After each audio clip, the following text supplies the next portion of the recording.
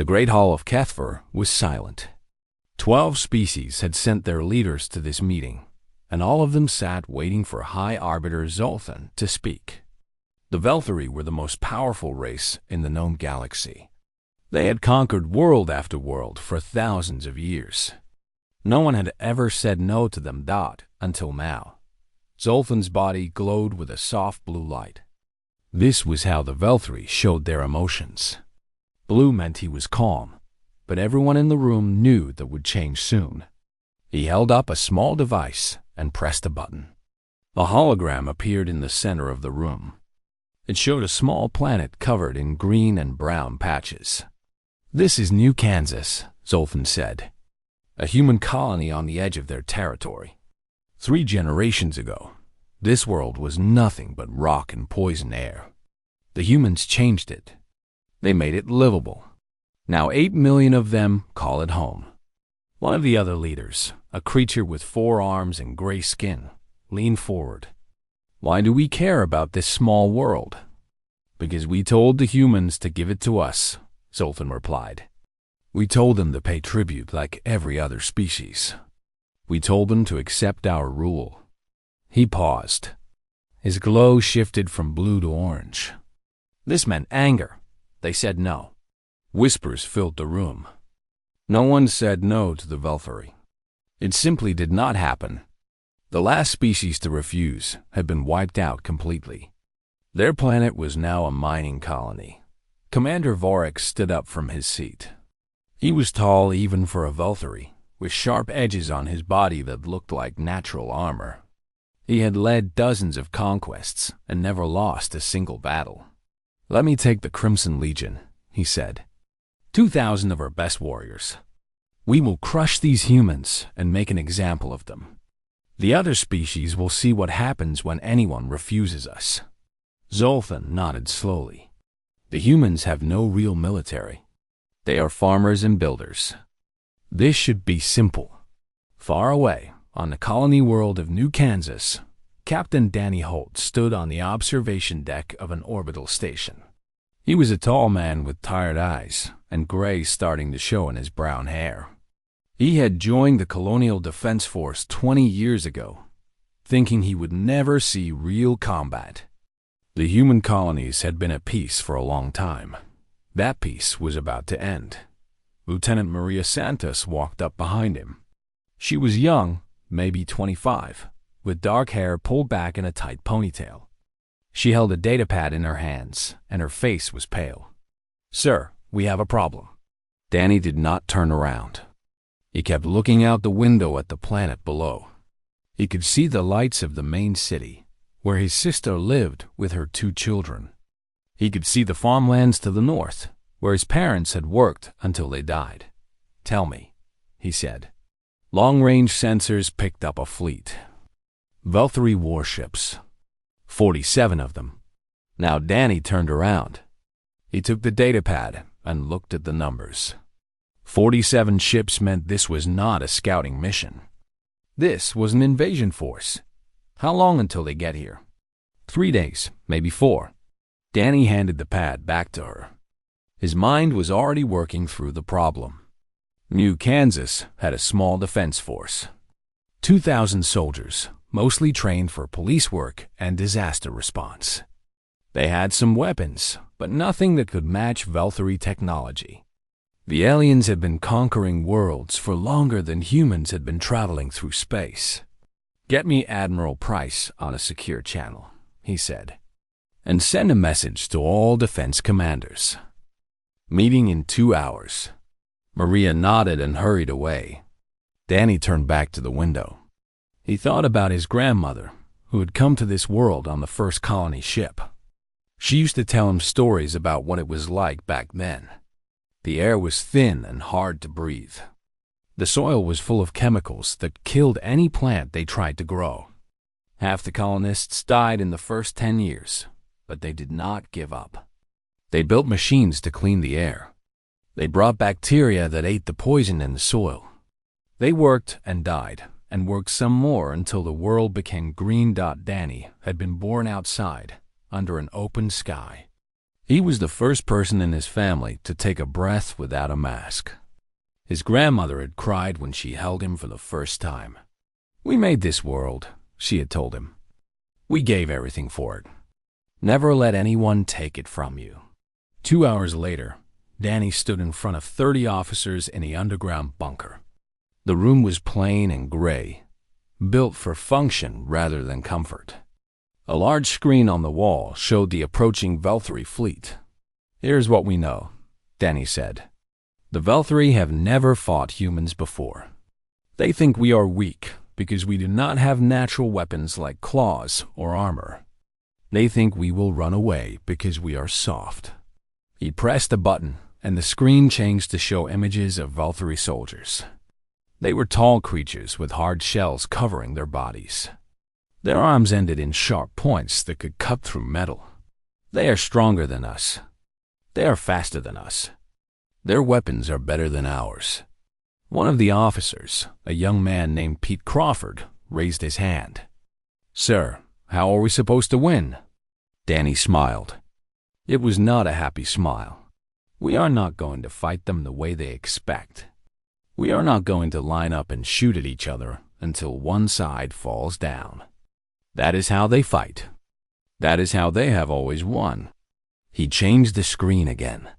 This time, it showed maps of the colony, tunnels, drainage systems, abandoned buildings, forest areas. "We are going to fight like humans have always fought when we are outnumbered. We are going to hide. We are going to strike when they do not expect it. We are going to make them bleed for every step they take on our world." He looked around the room at the faces of his officers. Some of them looked scared. Some of them looked determined. All of them were listening. "I will not lie to you. Many of us will die. But our grandparents did not build this world so we could give it away. Our parents did not spend their lives making a home for us so we could run when things got hard." Danny stood up straight. His voice was firm. "They want our world. They cannot have it. Now let us get to work." The officers stood up and saluted. They had 3 days to prepare for a war no one thought they could win. It was not much time, but humans had done impossible things before. The Velthari dropships came down like metal rain. Commander Varak watched from the command ship as his soldiers landed on the plains outside the human settlement. 2,000 warriors, each one trained since birth for combat. Each one wearing armor that could stop most weapons. Each one carrying plasma rifles that could burn through stone. This would be easy, Vorak thought. The humans were primitive. They had only been traveling through space for a few hundred years. The Velthari had been conquering worlds for 10,000 years. There was no contest here. "Sir, the landing is complete," said Sub-Commander Thilik. He was younger than Vorak, eager to prove himself. "Shall we begin the assault?" Vorak looked at the human city through his viewing screen. It was small by Velthari standards. Simple buildings made of metal and concrete. A few tall structures in the center. Roads spreading out like the branches of a tree. Something was wrong. "Where are the defenders?" Vorak asked. Thilik checked his instruments. "I see no military positions. No defensive walls. No weapon emplacements." "The city appears empty, Commander," another officer added. "Thermal scans show very few life signs." Vorak's antennae twitched. In all his years of conquest, he had never seen a species simply abandon their home without a fight. Even the weakest races tried to defend themselves. "They ran away," Thilik said with disgust. "Cowards. They knew they could not win, so they fled." "Perhaps," Vorak said slowly, but he did not believe it. Something felt wrong. "Move forward. Search every building. Find where they went." The Velthari soldiers marched into the city in perfect formation. Their boots made heavy sounds on the empty streets. Their weapons were ready, but there was nothing to shoot. The buildings were dark and silent. Vehicles sat abandoned in the roads. Food was still on tables in the restaurants, as if everyone had simply vanished in the middle of their meals. Private Kevin Burke watched them from beneath a drainage grate. He was 22 years old and had never fired a weapon at a living creature before yesterday. His hands were shaking, but he forced himself to stay still. Sergeant Lisa Marsh had told him to wait for the signal. She had been very clear about that. "Do not move until you hear the explosion," she had said. "Then you shoot and you run. Do not try to be a hero. Hit them and disappear. That is how we survive this." Kevin had grown up on a farm outside the city. He knew how to hunt deer and wild pigs. His father had taught him to track animals through the forest, to move without making sound, to wait for hours for the perfect shot. This was the same thing, he told himself. Just bigger prey. The Velthory soldiers passed over his hiding spot without seeing him. Their eyes were looking forward, searching the buildings. They did not think to look down. Why would they? No civilized species hid in the dirt like an animal. 3 blocks away, Sergeant Lisa Marsh pressed a button on her communicator. The explosion was massive. A building that the Velthory scouts had marked as empty erupted in fire and metal. 30 warriors were killed instantly. Dozens more were thrown to the ground by the force of the blast. Then the shooting started. Kevin burst out of the drainage grate, fired 3 shots at the nearest group of Velthory, and dropped back down before they could turn around. His heart was pounding so hard, he thought it might break his ribs. All across the city, the same thing was happening. Humans appeared from nowhere, fired their weapons, and vanished again. They came out of walls that looked solid. They dropped from rooftops that seemed empty. They rose from holes in the ground that the Velthory had walked over a dozen times without noticing. Commander Vorak stood in the middle of the chaos, trying to understand what was happening. His soldiers were dying all around him, but he could not see the enemy. Every time one of his warriors fired at a human, the human was already gone. "Form defensive positions," he shouted. "Back to back. Cover all directions." But the humans did not attack in groups. They came one at a time from different angles, never staying in one place long enough to be targeted. It was like fighting smoke. Sergeant Lisa Marsh moved through the city like a ghost.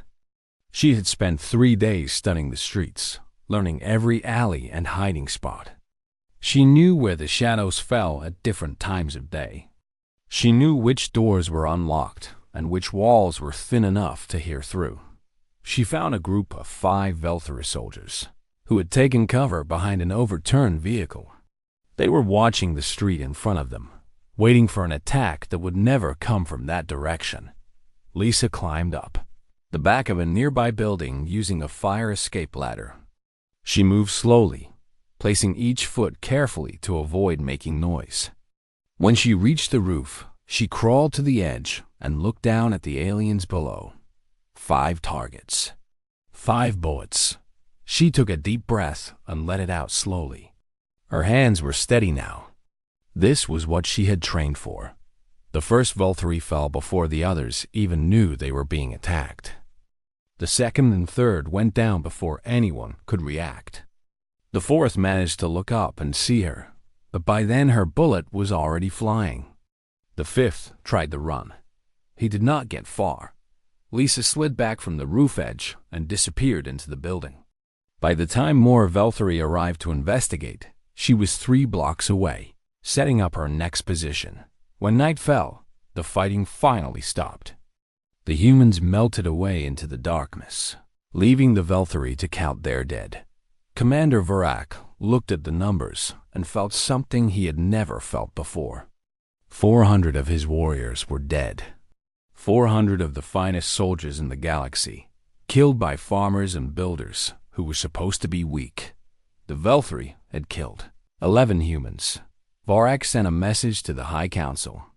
His hands trembled as he wrote the words. "Request immediate reinforcements. The humans do not fight like any species we have encountered. They do not follow the rules of war. They hide like animals and strike without warning. We need more soldiers. Many more.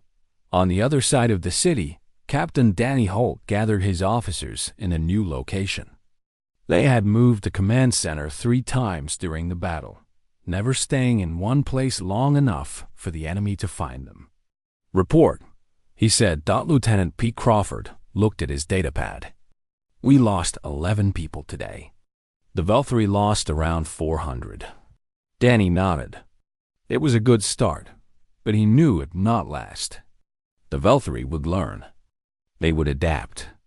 And they would send more soldiers. "Tell everyone to rest while they can," Danny said. This was just the first day. The real fight has not even begun. Maria Santos walked up to him after the others left. "Sir, do you really think we can win this?" Danny looked out the window at the dark city. Somewhere out there, his people were hiding, waiting, preparing for tomorrow. "I do not know," he said honestly, "but I know we are not going to make it easy for them." The Valkyrie High Council did not take the news well. 5,000 more warriors were loaded onto transport ships and sent to New Kansas. Along with them came observer Kethril, a scientist who had spent 30 years studying other species. Kethril was different from most Valkyrie. He did not glow with the bright colors of a warrior.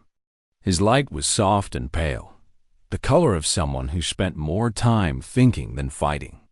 When he arrived at the command camp, Commander Varak looked at him with open disgust. "I do not need scientists," Varak said. "I need soldiers who follow orders." "The High Council disagrees," Kethril replied calmly. "You have lost 400 warriors in a single day. That has never happened before. They want to know why." Varak's glow shifted to an angry orange. "The humans fight without honor. They hide and run like prey animals. They do not stand and face us like proper enemies." Kethril pulled out a small device and projected images into the air. They showed humans throughout history. Humans hunting with simple spears. Humans fighting wars with swords and shields. Humans building cities and machines and ships that crossed the stars. "Do you know how humans hunt?" Kethril asked. "I do not care how they hunt. You should."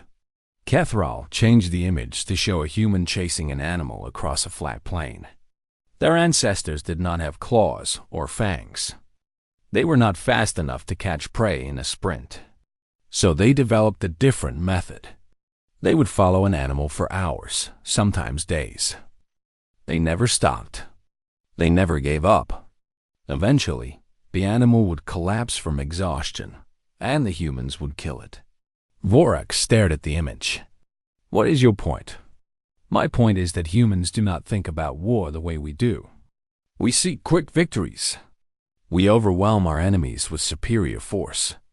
But humans think in longer terms.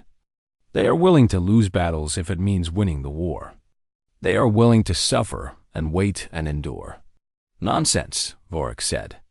"They are soft creatures with no natural weapons. We simply need more soldiers." Kethril's glow dimmed with something like sadness. "I hope you are right, Commander. I truly do." The second assault began 3 days later. Varak had changed his tactics. Instead of searching buildings one at a time, he ordered his soldiers to destroy them. Massive plasma cannons reduced entire blocks to rubble. If the humans wanted to hide, he would eliminate their hiding places. Captain Danny Holt watched the destruction from a hillside outside the city. Maria Santos stood beside him, her face tight with anger. "They are burning everything," she said. "The school, the hospital, my apartment building." Danny put a hand on her shoulder. "Buildings can be rebuilt. People cannot. We need to change our approach." He called a meeting with his officers that night. They gathered in a cave system that the original colonists had used for storage during the early years of settlement. The Valkyrie did not know about these caves. They had not been on any maps the aliens captured. "The enemy is learning," Danny said. "They are destroying our cover. We cannot fight them in the city anymore. Lieutenant Pete Crawford raised his hand. Sir, if we cannot fight in the city, where do we fight? Danny pointed to a map on the wall. It showed the forests and mountains that surrounded the settlement area. We spread out. Small groups, no more than 20 people each. We hit them when they move between positions. We attack their supply lines. We make them afraid to sleep. Sergeant Lisa Marsh spoke up. She had a bandage on her forehead from a close call the day before. We do not have enough weapons for a long fight. Our ammunition will run out. Then we take theirs, Danny said. Valkyrie weapons can be modified to work with human hands. I have engineers working on it already.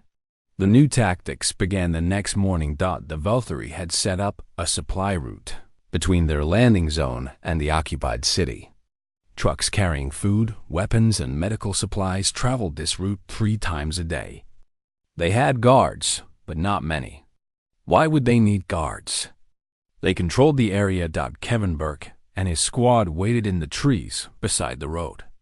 There were 8 of them, hidden in positions that had taken them hours to prepare. Leaves and mud covered their bodies. They did not move. They barely breathed. The supply convoy appeared around a bend in the road. 2 trucks and 4 guards on foot. The Valkyrie soldiers walked with their weapons lowered, talking among themselves. They were relaxed, comfortable. They had no idea what was about to happen. Kevin aimed at the lead guard and waited for the signal.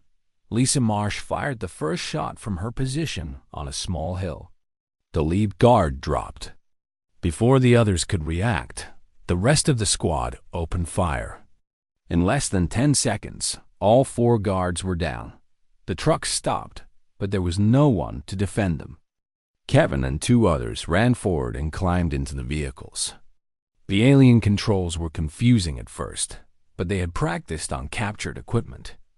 Within a minute, both trucks were moving again, this time heading toward the human positions in the mountains. That night, Danny Holt looked at the supplies they had captured: weapons, ammunition, medical equipment. Enough to keep fighting for another week. Good work, he told Lisa when she returned to camp. Any losses? 1 wounded. Private Cooper got hit in the leg. She will be okay. Danny nodded. The enemy will increase their security after this. We need to hit more targets before they can adapt. Over the next 2 weeks, the humans struck again and again. They attacked supply convoys. They sabotaged equipment. They set traps on roads and in buildings. The Valkyrie could not move anywhere without fear of ambush. Commander Vorak lost more soldiers to these small attacks than he had lost in the initial battle. His warriors were exhausted. They could not sleep because the humans attacked at night. They could not relax because danger could come from any direction. Cathrile visited the command center and found Vorak staring at a map covered in red marks. Each mark showed where a human attack had occurred. They are everywhere, Vorak said. His voice was tired. We control the city, but we cannot control anything else. Every time we send soldiers into the wilderness, some of them do not come back. I warned you, Catherall said.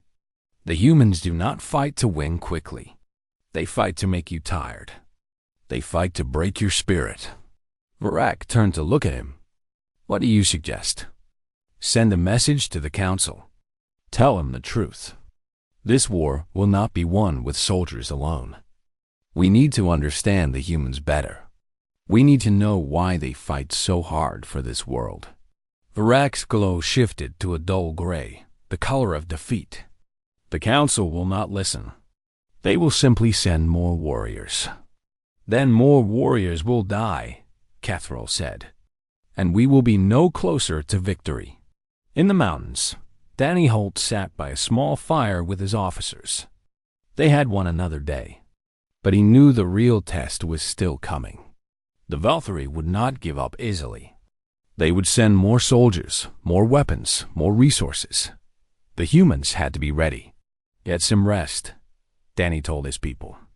Tomorrow we start training the new volunteers.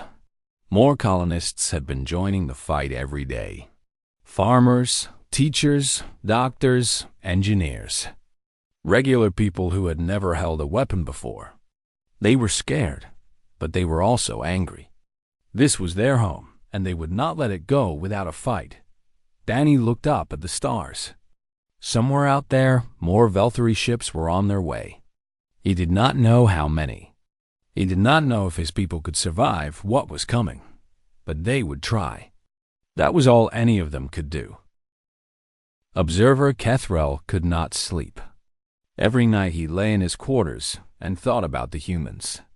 Every day he watched more Veltari soldiers die fighting an enemy they did not understand. The war had been going on for 3 months now, and there was no end in sight. He had studied humans before coming to this world. He had watched their broadcasts, read their books, analyzed their history. But none of that had prepared him for the reality of fighting them.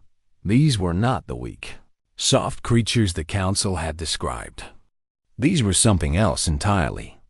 Something dangerous. Kethrel made a decision. He would go to the humans himself. He would talk to them. Maybe, if he could understand them, he could find a way to end this war before both sides destroyed each other. He sent a message under a flag of truce. To his surprise, the humans agreed to meet. The meeting place was an old warehouse between the human and Veltari lines. It had been hit by weapons fire many times, and holes in the roof let in the afternoon sunlight. Kethrel arrived first and waited, his glow dim with nervousness. Captain Danny Holt came alone. He walked into the warehouse with his hands visible, showing he carried no weapons. He was thinner than Kethrel had expected, with dark circles under his eyes from too many nights without sleep. But his eyes were sharp and alert, watching everything. "You wanted to talk," Danny said. "So talk." Kethrel studied the human for a long moment. This man had killed hundreds of Veltari warriors. He had turned a simple colony defense force into an army that had stopped the mightiest military in the galaxy. And yet he looked like he could be anyone. A farmer, a teacher, a father. "I do not understand your species," Kethrel said finally. "I have studied you for 30 years, and I still do not understand." Danny sat down on a broken crate. "What is there to understand?" "This world." Kethrel gestured around them. "It is not your home planet. Your species evolved somewhere else. You came here only 3 generations ago. Why do you fight so hard for it?" Danny was quiet for a moment. Then he reached into his pocket and pulled out a small object. It was a dried flower, pressed flat and preserved in clear plastic. "My grandmother gave this to me when I was a boy," Danny said. "She found it growing wild near the first settlement, about 50 years after the colony started. It was the first flower that grew naturally on this world. Not planted, not engineered. Just a seed that found its way into the soil and decided to grow." He held up the flower so Kethrel could see it. It was small and blue, with 5 petals arranged in a simple pattern. Do you know what she told me? She said that when she saw this flower, she cried. She had spent her whole life trying to make this world livable. She had buried her husband and 2 children who died from the harsh conditions. She had worked every day until her body broke down. And then one morning she walked outside and saw this flower, and she knew it had all been worth it. Danny put the flower back in his pocket. "That is why we fight. Not because this world is our home planet, but because we made it our home. We earned it. Every tree, every field, every building was put here by people who sacrificed everything." Kethrel's glow shifted to a soft purple, the color of deep thought. "But you cannot win. The Council will send more ships, more soldiers. Eventually, your numbers will be too small to continue." "Maybe," Danny admitted. "But we will keep fighting anyway. Why? Why die for a world you cannot keep?" Danny stood up and walked to one of the holes in the wall. He looked out at the ruined city beyond. "Let me tell you a story," he said. "About 200 years ago, back on Earth, there was a small group of soldiers defending a mission building called the Alamo. They were outnumbered 10 to 1. They had no hope of winning. They could have retreated and saved themselves. What happened to them? They stayed. They fought. They all died." Danny turned to face Cathrall. But their sacrifice inspired others. More people joined the fight. And in the end, their side won the war. "You would die just to inspire others?" Danny shook his head. "No, I would die because running away is not who we are. Humans do not give up. We do not surrender. Even when we know we cannot win, we keep fighting because that is what makes us human." Cathrall was silent for a long time. His glow shifted through several colors as he processed what he had heard. "I thought humans were weak because you have no natural weapons," he said finally. "But I was wrong. Your weapon is something else. It is your refusal to accept defeat. It is your willingness to sacrifice everything for something you believe in." "Now you understand," Danny said. Cathrall moved toward the door, then stopped. "I will make a report to the council. I will tell them what I have learned. I do not know if they will listen, but I will try." "Why? Why help us?" The alien turned back, his glow a pale shade that Danny could not read. "Because this war is wrong. The Velthari have conquered many species, but we have never faced anyone like you. If we continue this fight, we will win eventually. But the cost will be enormous. I'm not sure victory is worth that cost." After Cathrall left, Danny stood alone in the warehouse for a long time. He did not know if the alien would really help them. He did not know if anything would change. But for the first time in months, he felt something like hope. He returned to his camp in the mountains and called a meeting with his officers. "The Velthari Observer wants to negotiate peace," he told them. "But I do not think the council will agree. We need to prepare for the worst." Lieutenant Pete Crawford looked worried. "Sir, our supplies are running low again, and the enemy has learned to protect their convoys better. We cannot steal from them like we used to." "I know." Danny pulled up a map on his display. "That is why we are going to try something new. We are going to attack their main base." The room went silent. Maria Santos spoke first. "Sir, that is suicide. They have 20,000 soldiers there." "Not a direct attack," Danny said. "A raid, quick in and out. We destroy their supply storage and retreat before they can respond." Lisa Marsh studied the map. "It could work. If we time it right, we could cause serious damage. We will need volunteers," Danny said. "This mission is dangerous. I will not order anyone to go." He looked around the room at the faces of his officers. They were tired, wounded, scared, but not one of them looked away. "I will go," Lisa said. "Me too," added Tevin. One by one, every officer in the room volunteered. Danny felt a warmth in his chest. These people had followed him through impossible odds. They had lost friends and family. They had seen their homes destroyed.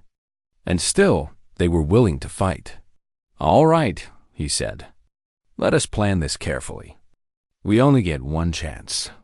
The raid was set for 3 nights later. 50 of the best human fighters would strike the Velthari base, destroy what they could, and escape into the darkness. It was a desperate plan, but they were in a desperate situation. Danny spent the night before the attack writing letters to the families of his soldiers. If things went wrong, he wanted them to know how brave their loved ones had been. He hoped he would not have to send those letters. But he prepared them anyway. That was what leaders did.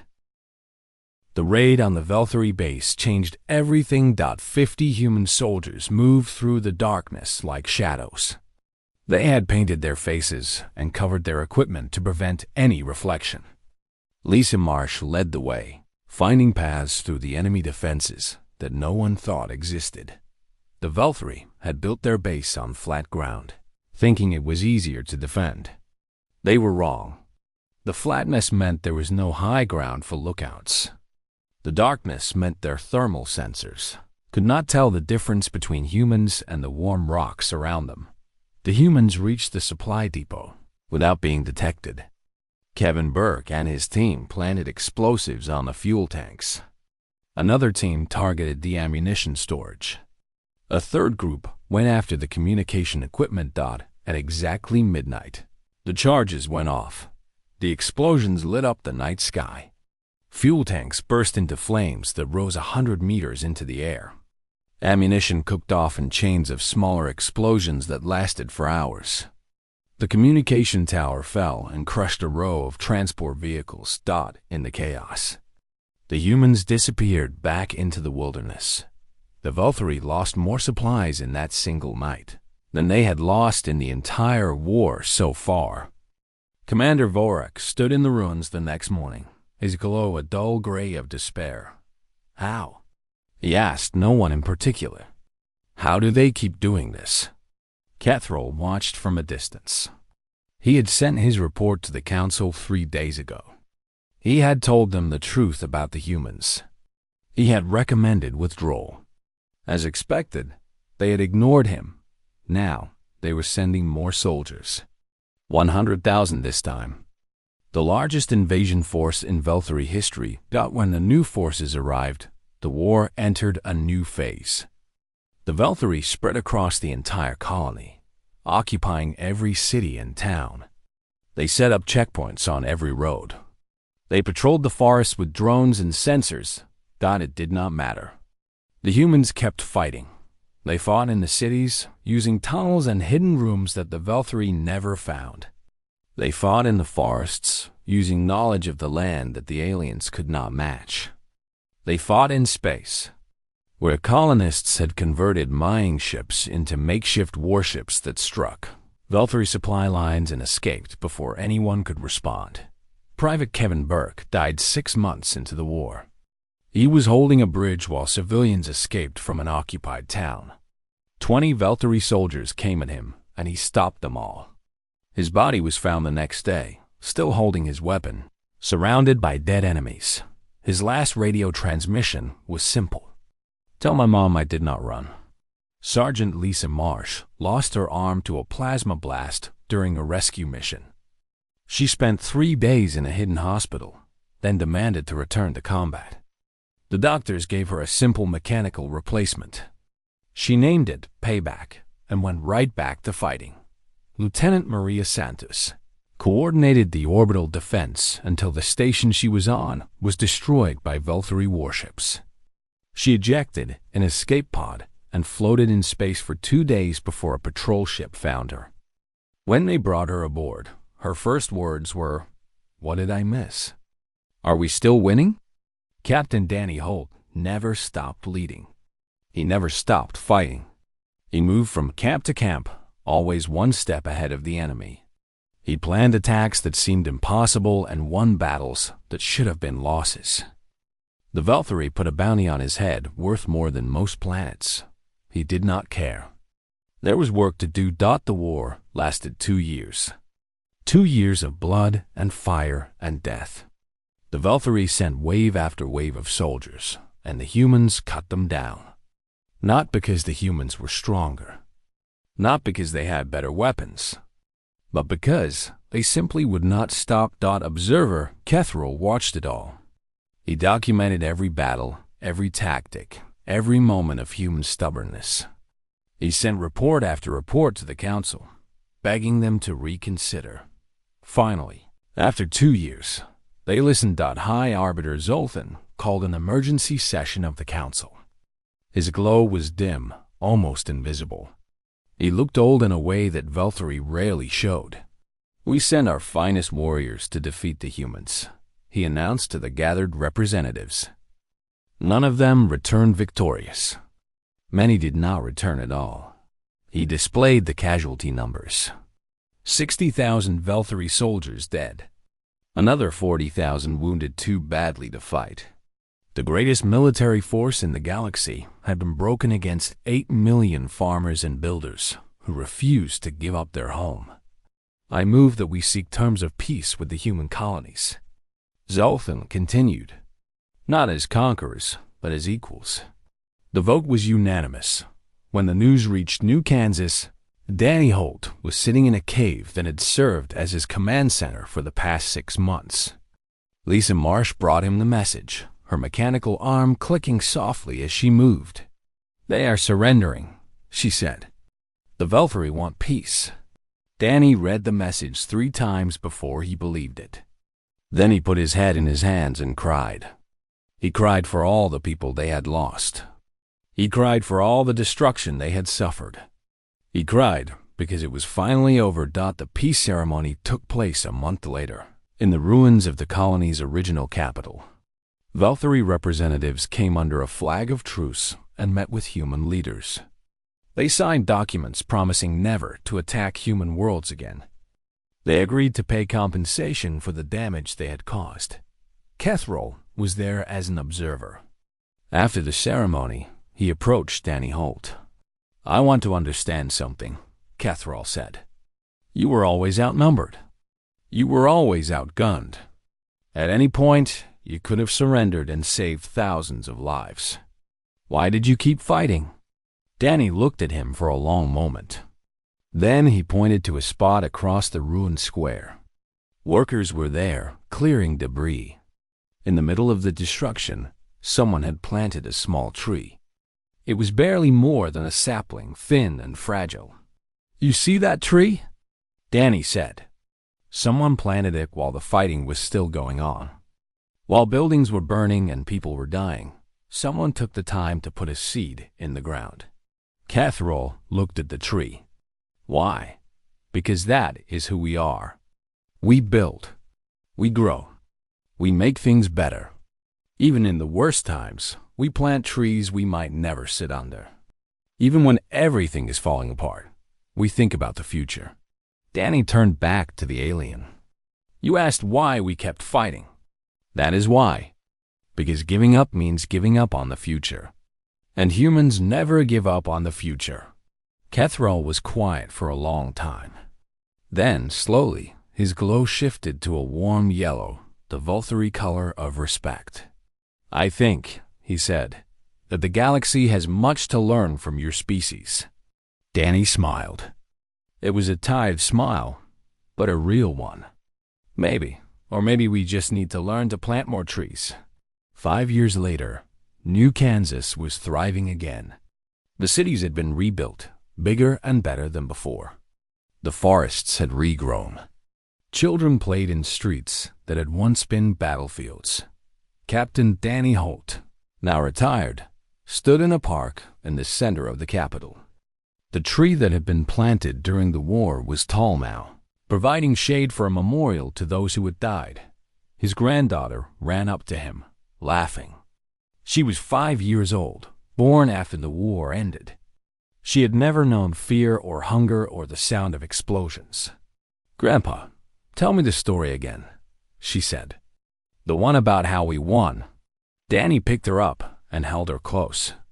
He looked at the tree, at the memorial, at the peaceful sky above.